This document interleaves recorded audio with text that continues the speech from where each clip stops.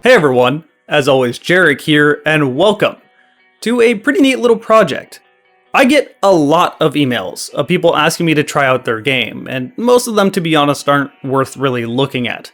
However, every once in a while one will catch my eye, and this is such case. This is an indie project known as ADACA, made by Cyrus Pendrake. Cyrus? I don't know how to pronounce his name, so I'll just use every pronunciation I can think of, and one of them has to be right. ADACA is a game heavily influenced by Half-Life 2 and Halo, hence the title of this video and its thumbnail. However, the thing I want to approach first is its graphical art style, which is why the thumbnail is not just a screenshot of this game. I know people will see the low-poly indie look of this game and immediately have no interest, which is not fair to this game. Now, I'm not going to tell you that graphics don't matter. I actually hate it when people say graphics don't matter, gameplay does, because that's just an exaggeration of what they're actually meaning to say. Graphics does matter, gameplay just matters more. Although now that I think about it, it's usually only console gamers saying that, trying to defend their consoles once they've gotten to the end of their lifespan, so take that as you will. Cue the comments call me a PC elitist. You're right, I'm a PC elitist. I hate consoles so much I have to buy them. Anyway, I wanted to make a point here.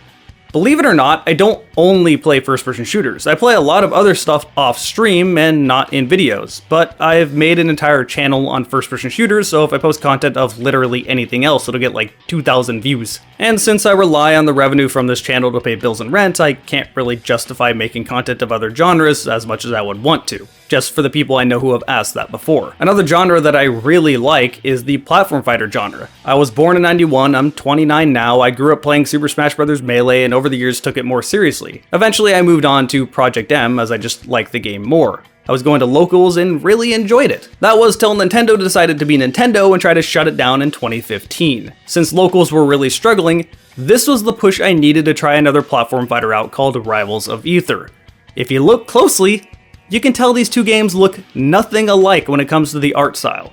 And as a person, I prefer 3D graphics. In another universe where Nintendo decides to not be scummy as hell, Nintendo, free Melee by the way, I would have never gotten into Rivals of Aether. However, I like Rivals of Aether so much that I put around 2,000 hours into it and run the local Portland scene. We even run majors where the best Rivals players fly in from all over the country to compete at our locals in Portland.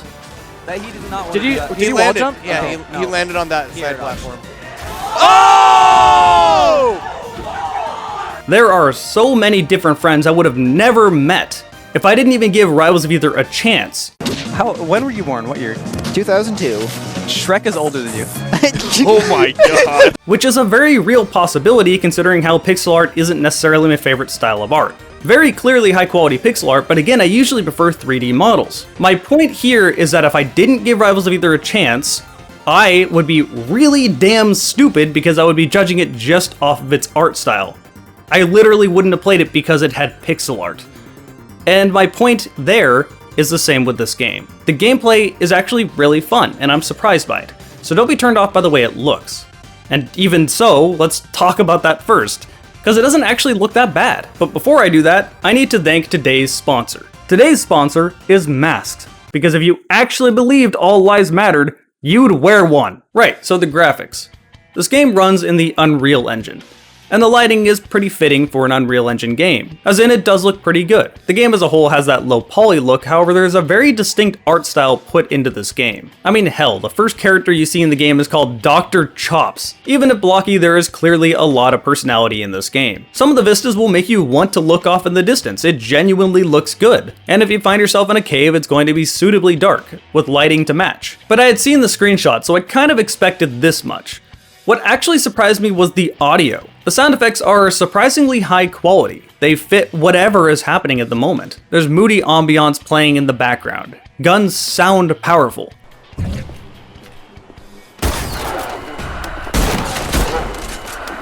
The enemies sound interesting, and the music is exceptionally well done.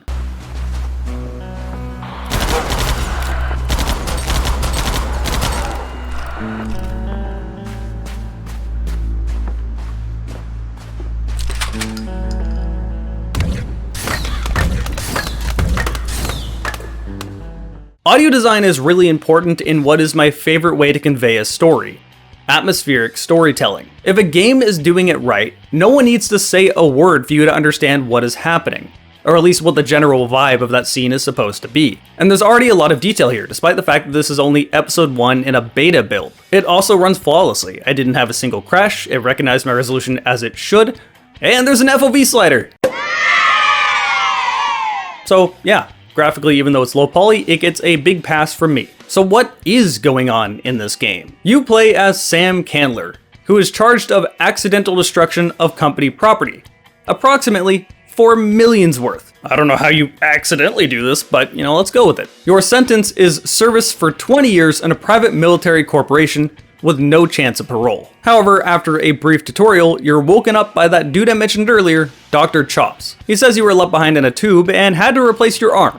Don't worry though, your cybernetic arm is basically a gravity gun. I'll talk about that later. You are tasked to meet up with a group called the Free Scrappers. As the name implies, they're on their own. They don't reply to any corporation or any government. Along the way, the cops are trying to kill you and the Free Scrappers. So 2 factions are the cops and the Free Scrappers. However, there is a 3rd faction that is more cult-like. One of the NPCs lets you know that apparently this cult is a bunch of bigots, so it's now a 3-way war between the cult, the cops, and the Free Scrappers. At the end of this experience, an NPC tells you that Dr. Chops is headed towards the exclusion zone. We don't really know what that is as it's not explained, and this is only part 1 of the beta. You go to sleep in a bed and this is where the beta ends. All in all, it'll only last around an hour long, but again, this is clearly not done yet. What's here is surprisingly well polished for what it is, but there's just a lot more to add. So let's talk about the gameplay. As I mentioned at the beginning, your left arm is basically a gravity gun. I like this setup actually a lot more than Half-Life 2's gravity gun. You don't have to waste time pulling out the gravity gun before you can actually pick anything up. Instead, you just press a button and it's hovering in front of you that you can launch at your enemies. This saves a lot of time, which you really need in the middle of battle. This game also has old-fashioned ragdoll, where as soon as they die, they just kind of do whatever was happening at the moment, including getting launched back by an explosion or something hitting them. So the gravity gun is pretty fun. One of the first things I learned while experimenting with the gravity arm is that explosions are really deadly, including to you. Here. Oh my god, that was a bigger explosion than I was expecting. Holy. Yeah, this killed me a few times. Next up, we'll talk about the guns. This game does have your standard affair of weapons, a pistol, shotgun, SMG, light machine gun, but it does have more interesting weapons as well. Every faction carries its own weapons. The cult-like faction carrying the most unique out of the 3. One of them is an automatic that fires explosive projectiles, pretty fun to use. Another one fires a bolt at them, and the last one I swear was going to be a burst variant of Halo Reach's needler rifle. I was visibly disappointed when it didn't super combine enemies, and I know you'd just be ripping that idea from Halo at that point, but come on, it's awesome. To make up for it, it does have a somewhat overpowered bayonet on the front of it though. The weapons are also not hit scan, meaning that you don't have to worry about enemies doing cheap damage to you. The health system in this game is also pretty interesting. When you get hurt, it'll take a chunk out of your health bar. That chunk will stay red unless you take more damage. If you don't take any more damage, that red chunk fills back up. This is actually a really fair way to provide tension without being too difficult or giving you too much health. It allows enemies to actually be a threat. If an enemy is carrying a shotgun, he will down you fast. But this also means that you can down them just as fast. It feels like the enemies have the same health you do, which is always a good thing. That's one of the things that made Fear so fun. Some of the enemies do have a little bit more health, but I'll talk about that in a moment. First, I want to reiterate that these weapons are really fun to use. They have unique designs, they sound strong, and the ragdolls when you kill someone are just silly. I always love this. Now we'll talk about the enemies. The cops are incredibly similar to that of the Combine in Half-Life 2. There are some heavier cops that carry shotguns, meaning you can stay out of their effective range, and then there's a real heavy cop that will carry an LMG. This one's a lot more rare. The cult enemies are more similar to that of zombies. They kind of just run at you trying to do damage to you. Some of them do carry weapons. This kind of reminds me of the Flood a little bit, except for not being completely terrible. Remember when I said this game is heavily influenced by Half-Life and Halo?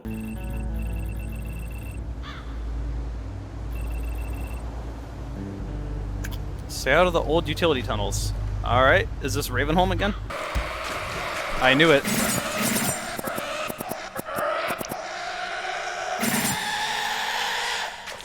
It's the Ravenholm situation. It's really obvious. Again, this is not a bad thing. If there's one thing I'm really missing right now is more Half-Life style games. Linear can be good, as long as it's not forced linear, as long as it lets me explore at my own pace and has atmospheric storytelling and some unique combat encounters. Linear like Half-Life, like Fear.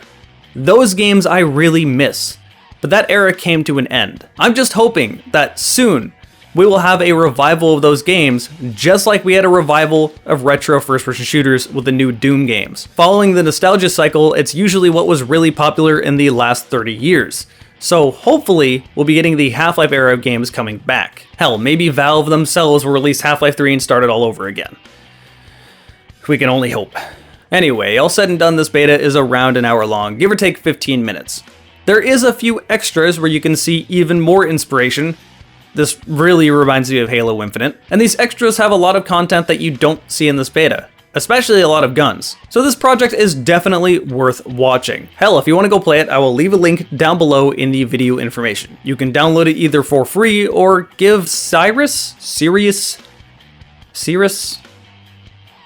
You can give him money if you want. Clearly, a lot of work and passion went into this, so go give him your support. Thanks to all of you that joined me over on Twitch while I streamed this game. My Twitch is twitch.tv/JarekTheGamingDragon. If you subscribe, you get to see my videos ahead of time. I was also triggering people again with my Pokemon opinions when I finished ADACA, so, you know, if you want to hang out in the future for some fun like that, then consider giving a follow. And thanks to all of you guys that watched this video.